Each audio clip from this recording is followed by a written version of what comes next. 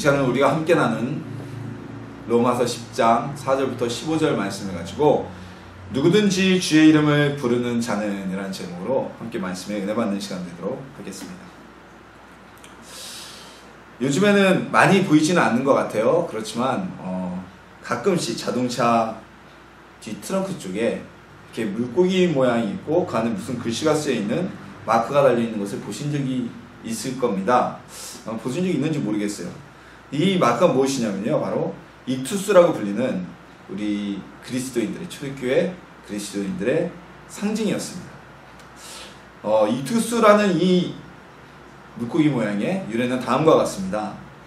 교회가 처음 세워졌던 시대에는 초대교회 시대, 우리 본문이 기록되어 나는 로마서나 이런 성경이 기록되던 시대에는 예수님을 믿는다는 것 자체가, 예수님을 구주로 영접하는 것 자체가 쉬운 일이 아니었습니다. 왜냐하면 당시 유대인들에게는 예수님을 믿는 것이 바로 이단자 그룹으로, 그리고 로마 제국 당국에게는 성계를 숭배하지 않는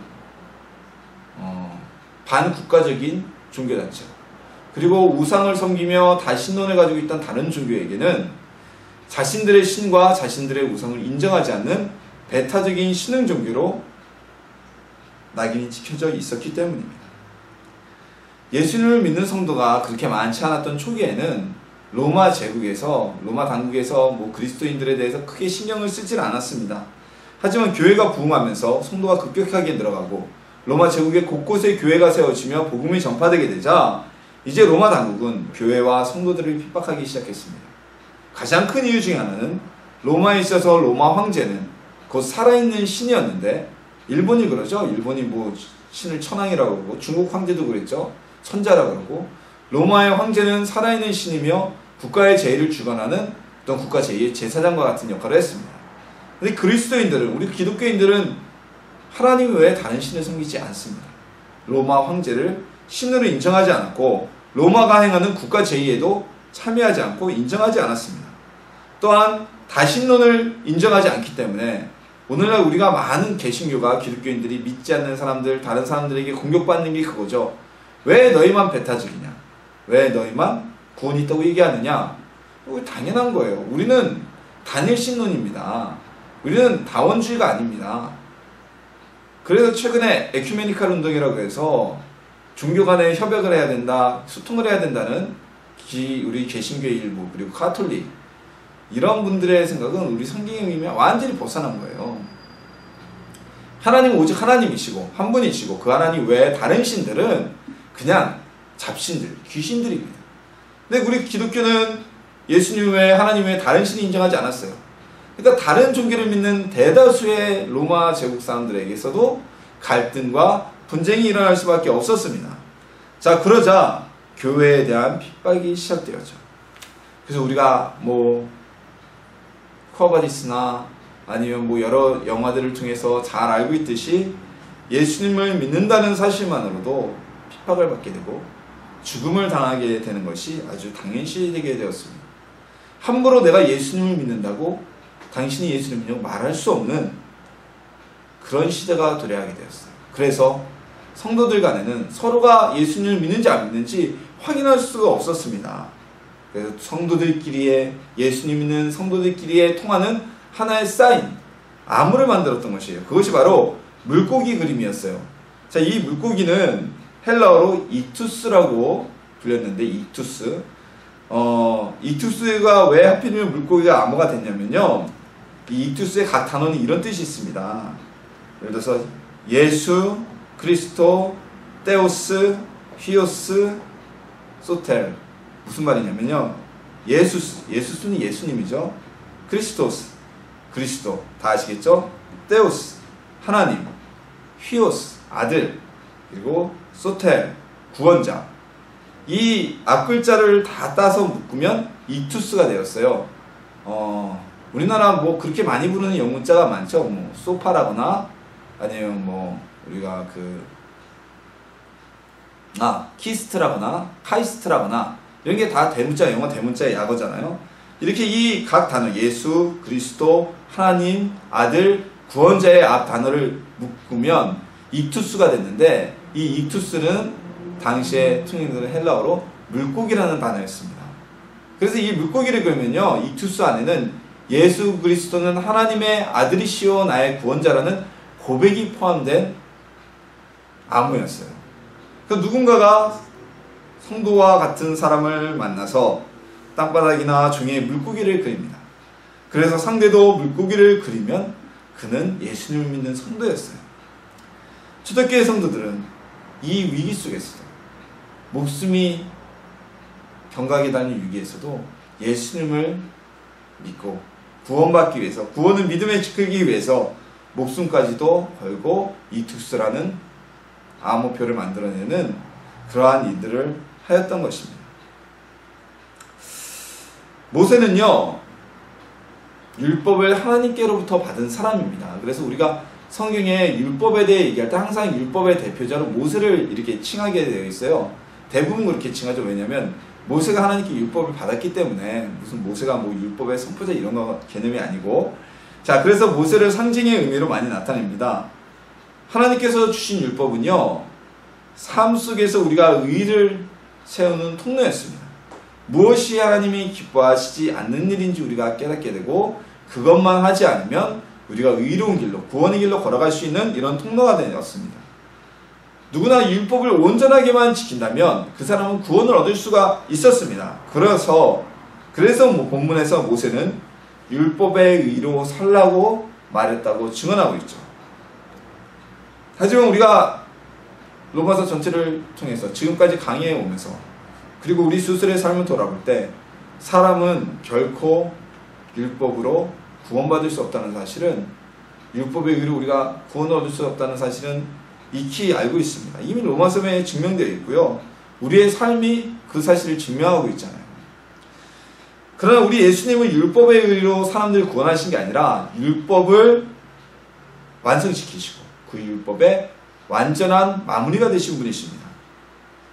그럼 왜 율법이 예수님을 통해 완성되고 마침이 되고 예수님을 통해서 그 율법이 온전한 완성을 이루게 되었을까요?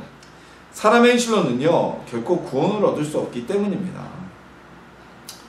율법을 통해 구원받을 수 있으면 좋겠지만 율법으로 구원을 얻을 수 있는 사람은 아무도 없습니다. 하나님의 선물인 율법이었지만 누구도 그 율법을 지키지 못했고요. 그리고 그 율법에 매여서 자신의 죄책감만 가득 쌓여서 살아가게 되었던 것입니다. 그래서 하나님께서는 완전한 의를 이 땅에 보내시기로 작정하셨고, 율법처럼 행동으로 얻는 의가 아닌 완전하고 고결한 의로 예수님이 이 땅에 오셔서 십자가에서 죽음과 부활을 통해 죄악과 사망의 권세를 이겨내셨고, 그리고 이런 구속사역을 통해 예수님의 이름을 믿는 모든 이에게 의인이라고 칭할 수 있는 공식적인 권한을 소유하시게 되었던 것입니다. 완전한 의인 예수님이 십자가에서 우리의 죄를 대신하여 돌아가셨기 때문에 이것은 가능한 일이었던 것입니다. 그렇게 오늘 본문 말씀에서는 입으로 예수를 주로 시인하며 또한 하나님께서 그를 죽은 자 가운데서 살리신 것을 내 마음에 믿으면 구원을 받는 은혜가 우리에게 주어졌다고 선언하고 있습니다. 자, 이제부터 우리는 예수님이 오신 이후부터 우리의 구원은 행위에 있지 않습니다. 행동에 있지 않습니다. 우리의 구원은 어디에요? 예수 그리스도를 입으로 주로 시인하고 하나님께서 그를 죽은 자 가운데서 다시 살리신, 자, 간단하게 정의하자면 예수님은 우리의 구주가 되시고 죽은 자 가운데 다시 부활하신 하나님이라는 사실, 그 사실을 믿는 사람은 그는 하나님께 구원을 얻고 의롭다 칭함을 받는 믿음의 의를 얻게 된다는 것을 오늘 본문은 이야기하고 있는 것입니다.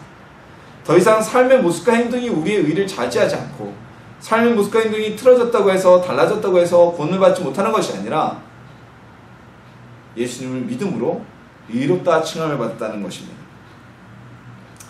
다른 종교에서는요, 죄사함에 대해서 단지 믿음만으로 얻을 수 있다. 그러니까 구원이나 죄사함에 대해 단지 믿음만으로 얻을 수 있다고 이야기하는 교리를 찾기가 힘듭니다. 뭐 이제 우리나라에 일단 존재하는 종교들만을 통해서 한번 비교를 해볼까요? 얘기를 해볼까요? 우리나라의 가장 원시적인 종교 형태가 무엇입니까? 바로 샤머니즘이죠. 샤머니즘, 무속신앙. 선앙당에 가서 빌고 아니면 뭐 그런 거 있죠. 옛날 미신 문지방 밟으면 복 나간다 뭐 이런 얘기들. 자, 그 샤머니즘은요 영혼의 구원에 대해서는 관심이 하나도 없어요. 여러분들 뭐 구원받기 위해서 부적 쓰는 사람 봤나요? 영혼의 구원받기 위해서 성당에 빚는 사람 봤나요? 없어요. 그냥 샤머니즘은 이 땅에서 살만이, 이 땅에서 생활만이 복을 얻는 데만 관심이 있습니다. 그것이 샤머니즘의 본래 모습이에요. 뭐 천도제 뭐 이런 거 있다고 하지만 그것은 원래 샤머니즘에 관심이 있는 것이 아니고요. 원 샤머니즘은 단지 이 땅에서 복받고 부자되고 이 땅에서 있는 뭐 해들 어려움들을 피해가는 게 그게 샤머니즘의 관심입니다. 자, 그럼 불교에서는 뭐라고 할까요? 불교에서는 우리의 구원과 같은 의미로 해탈을 이야기합니다. 해탈. 모든 욕심과 모든 이 땅에서의 정욕으로부터 노임을 받은 상태. 그 상태가 되면 부처가 되죠. 석가모니만이 부처가 아닙니다. 누구나 다 해탈을 하면 부처가 될 수 있다는 게 불교의 교리예요. 근데 거기도 이제 부처만이, 석가모니만이 해탈에 온전히 이르렀기 때문에 그를 부처라고 얘기하는 거고요. 자, 어쨌든 이 불교에서는 해탈에 이르기 위해서 무엇을 합니까? 믿음이 아니라 마음의 욕심을 일단 비워야 돼요. 그래서 모든 대부분의 사찰들이 어디에 있어요? 숲속에 있고, 또 사찰에서도 암자라는 곳은 더 깊은 숲속에 있습니다. 암자는 원래 뭐 하시는 곳이에요? 우리로 말하면 기도원 같은 곳이에요. 암자는 사찰이 아니라 암자에 들어가서는 더 깊은 수련을 하고, 그런 뭐 자신들의 어떤 뭐 불교의 그런 수행을 하는 곳이 바로 암자예요. 자, 해탈하기 위해서 또한 불교에서는 어떻게 합니까? 탁발수행, 시주 받으러 다니는 스님들 계시죠? 그분들이 바로 탁발수행을 하는 거예요. 없어서 먹고 살기 위해서 그걸 하는 게 아니고요. 시주를 받는 게 아니고요. 시주를 하다 보면 뭐 좋게 주는 사람이 있나요? 불교인들은 좋게 주겠지만 불교인 아닌 사람들은 쌀쌀맞게 웃고, 당장 예수 믿는 사람들한테도 잘못 오면 막 별로 안 좋아하잖아요. 근데 여러분들 그분들 오면 시주하러 오시는 뭐 스님들 계시면 막 해서 쫓아내지 마세요. 좋게 해서 보내세요. 그분들도 구원받을 하나님의 자녀들이니까 그런 고난을 쌓으면서 자신의 마음을 비우는 해탈을 위한 하나의 과정으로 탁발 수행을 하는 겁니다. 자, 그럼 유교에서는 어떻게 합니까? 유교에서는 목적이 학문으로 덕을 쌓아서 군자가 되는 것. 그 군자가 되는 것이 우리의 구원과 같은 목표거든요. 그래서 군자가 되기 위해서는 많은 공부를 해서 머리에 많은 것을 덮고 집어넣고, 그리고 그 도덕심을 통해서 삶의 모습으로 표현하고 행동함으로 인해서 결국 자신이 지을 수 있는 죄를 최소화하는 것. 군자가 되는 것은 그거거든요. 덕이 넘쳐서 사람들에게 짓는 죄를 최소화하고 덕을 쌓는 게 군자인데, 죄를 최소화할 수 있는 인격을 지니는 것이죠. 하지만 군자가 되기 전에 지은 죄에 대해서는 용서에 대한 내용은 없습니다. 이것이 유교의 교리고요. 자, 카톨릭의 구원론을 볼까요? 기본적으로 카톨릭의 구원론은 우리와 같죠. 왜냐면 같은 하나님, 같은 성경, 같은 예수님을 믿으니까요.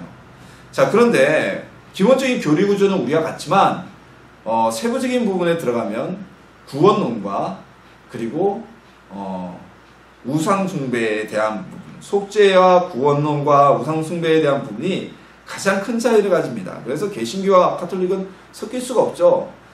우리 개신교에서는요, 만민 제사장론을 이야기를 합니다. 그래서 누구나 다 이제는 제사장이 되었고, 구약시대에 어땠죠? 구약시대에는 대제사장만이 하나님께 나가서 속죄의 피를 뿌리고 하나님께 죄사함을 구할 수가 있었습니다. 그리고 평일에는 일반인이 아닌 제사장만이 또한 백성들의 죄를 대신 하나님께 속죄하는 제사를 번제를 드릴 수가 있었죠. 근데 이제는 우리가 예수님이 이 땅에 오심으로 인해서 누구나 다 제사장입니다. 그래서 어떻게 됩니까? 내가 제사장이기 때문에 나의 죄를 직접 우리가 하나님께 구할 수가 있는 거예요. 여러분 모두가, 우리 성도님들 모두가 하나님께 여러분의 죄를 직접 구하고 용서를 받을 수 있게 된 겁니다.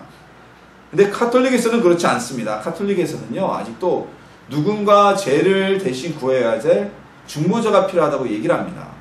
그래서 그 대표적인 중보자로 베드로를 얘기를 하고요. 왜냐면 베드로가 예수님께 주는 그리스도시여 살아계신 하나님의 아들이시니다 라고 고백했을 때 예수님께서 베드로에게 천국의 열쇠를 주셨죠. 그래서 그 천국의 열쇠를 받은 베드로가 가장 큰 중보자가 된다고 얘기를 하고요. 그 베드로의 후계자는 베드로를 일대 로마 교황으로 보거든요. 후계자는 로마 교황이고 로마 교황이 전 세계에 있을 수 없으니까 각 곳에 파견된 사제들이 로마 교황의 권한을 위임받아서 베드로처럼 사람들의 죄를 대신 중보해주는 중보자 역할을 한다는 겁니다. 원칙적으로 따지면 우리가 직접적으로 죄를 고백해야 되는데 가톨릭에서는 꼭 사제를 통하여서 고해성사라고 하죠. 고해성사를 받고 사제가 당신의 죄는 성부와 성자와 성령의 이름으로 당신의 죄가 이 시간 사해졌습니다 할 때 그 죄가 사해졌다고 이야기를 합니다. 그리고 또 하나는 무엇입니까? 어떤 성모 마리아를 비롯한 각 성인들에 대한 숭배 문제가 있죠. 카톨릭의 교리에서는 스스로는 그렇게 얘기해요. 성모 마리아나 각 성인들이나 우리는 그들을 신으로 섬기는 것이 아니다. 그들은 우리의 기도를 돕기 위한 중보자일 뿐이다. 왜냐하면 그들은 우리보다 대단한 믿음을 가졌기 때문에 우리가 그들에게 기도할 때, 예를 들어서 구약의 이스라엘 백성들이 아브라함의 하나님이여 라고 부르는 것처럼 우리가 성인의 이름을 부르고 성인에게 고백하면 그들이 우리의 기도를 중보해 준다는 얘기를 하고 있는데, 이것도 문제가 있죠. 우리의 중보자는 누구십니까? 우리의 중보자는 성령님입니다. 성령님이 내 마음에 오셔서 우리를 중보하고 계세요. 중보자가 뭐가 필요하고, 또 하나 문제는 이 천주교 성당에 가면 이렇게 얘기함에도 불구하고 마리아 성상이나 각종 성인에게 기도를 하는 사람들이 대부분이 많이 있어요. 있어요.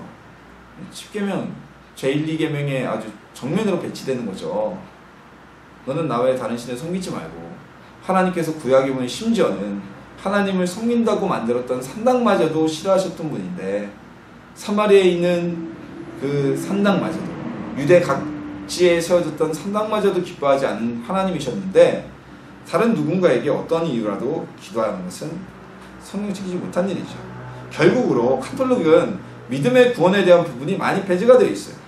이 믿음의 구원은 어디입니까? 바로 예수님을 구주로 고백하고 시인하는 우리에게만, 예수님을 믿는 그들에게만 주어진 선물이라는 것입니다. 그럼 이 믿음으로 고백할 수 있는 구원의 대상은 누구입니까?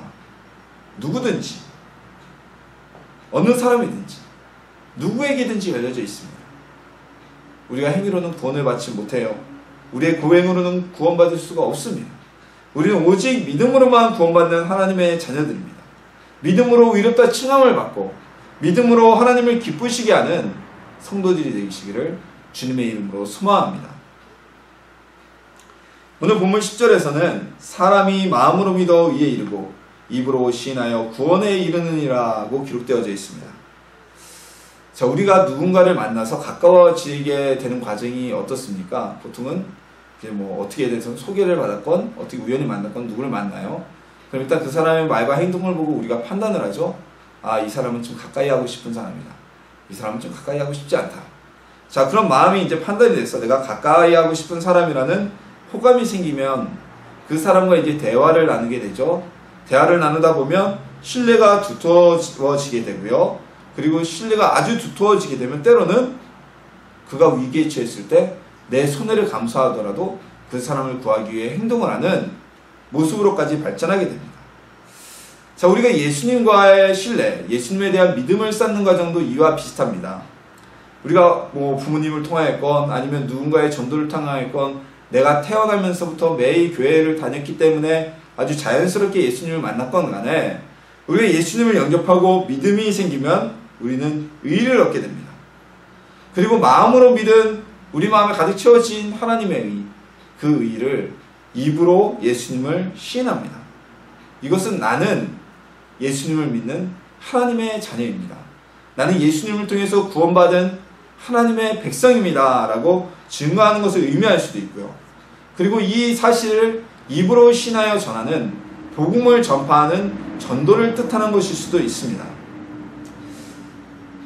서론에서 우리가 나누었듯이 예수님을 믿는다는 사실만으로도, 그리스도인이라는 사실만으로도 핍박을 받고 생명이 위협을 받았던 초대교회 시대에는 내가 예수님을 믿는 하나님의 자녀다, 예수 그리스도는 나의 구주시고 나는 그 하나님, 그 예수님을 믿는다라는 고백만으로도 죽음을 얻을 수가 있었습니다. 그래서 초대교회 시절에는 성도라고 고백하는 것 자체가 입으로 시인하는 것을 의미할 수도 있습니다.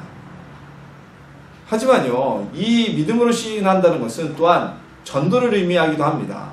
오늘날 성도보다 초대교회 성도들이 전도를 더 많이 했을까요? 안 했을까요? 사도행전이나 성경이 기록된 거 보면요, 전도 무지하게 열심히 하게 했어요. 초대교회 성도들은 정말 생업을 접어들 정도로 전도를 열심히 했습니다. 그래서 오늘 바울이 의미하는 바는 이 두 가지 의미를 다 포함한다고 여러분들 일단 전제를 하고 들으시면 됩니다. 입으로 신하는 것은 예수를 믿는 것 자체만으로도 목숨을 잃을 수 있는 핍박을 받는 그 시기에 예수를 믿는다고 선언하는 믿음이 있는 사람, 그리고 또한 그 복음을 자신만 아는 것이 아니라 많은 사람들에게 이 믿음의 의를 전도하는, 전파하는 사람이라는 의미를 가지고 있다는 겁니다. 오늘 이 본문의 고백의 특이점은요, 이 고백, 즉 입으로 시인한 다음에야 우리가 구원에 이른다고 말하고 있다는 것입니다. 교육부 장관을 역임했던 이교 박사가 이런 말을 한 적이 있습니다. 언어로 표현되지 않는 지식은 완전한 지식이 아니다. 다시 말하면요, 내가 알고 있다고 하면서 정확하게 뭐라고 이야기하지 못하고 정확하게 언어로 표현하지 않는 지식은요, 그건 알고 있는 게 아니라는 겁니다. 우리가 예수님에 대해서 안다고 하면서, 예수님을 믿는다고 하면서 예수님에 대해 나의 입으로 완전하게 시인하고 고백할 수가 없다면 그 사람은 구원받은 사람이라고 할 수 없습니다. 오늘 말씀의 뜻은 그것입니다. 예수님은 하나님의 아들이시고 나를 구원하신 구세주라는 고백이 나의 입술을 통해서 시인될 때, 그리고 그 고백을 선언할 수 있을 때, 그때 구원의 자리가, 구원의 은총이 온전하게 우리에게 제공된다는 것입니다. 또한 이 본문은요, 또 다른 의미로 우리가 좀 접근해 볼 수도 있는데요. 지금 시리아와 이라크 지역은 급진 이슬람 세력들이 이슬람 원리주의 국가를 건설하려는 목적을 가지고 점령하고 있습니다. 우리는 이들을 갖다 IS라고 부르죠. 이슬라믹 슬레이트라고 해서 그 약자로 IS라고 표현을 하는데, 이 IS가 점령한 지역에서는요, 지금 기독교인들, 대표적인 표적이 기독교인들이고 비롯한 다른 종교인들이 엄청난 핍박을 당하고 있습니다. 얼마 전에도 기독교인들 수십 명이 참수를 당한 채 발견되기도 했고요. 또한 어린아이를 포함한 많은 그리스도인들이 ISA에서 처형당하는 모습이 동영상에, 그들의 선정 동영상을 통해서 유튜브에 올라오기도 했습니다. 이들이 점령하고 있는 시리아와 이라크 지역이 아랍에 속하지만 이들 국가는 사실 종교의 자유가 일부 있는 국가였어요. 뭐 사우디아라비아나 쿠웨이트나 이런 왕정을 가진 다른 국가와 다르게 시리아나 이라크는 공화국이었잖아요. 공화국이었기 때문에 일부 종교적인 자유가 있어서 그 나라에는 아주 소수이긴 하지만 예수님을 믿는 크리스천들이 분명히 있었습니다. 지금은 이제 시리아에서 이렇게 나와서 계신데, 제 동기 목사님 한 분이 그쪽 아랍 쪽에 선교사로 가 계십니다.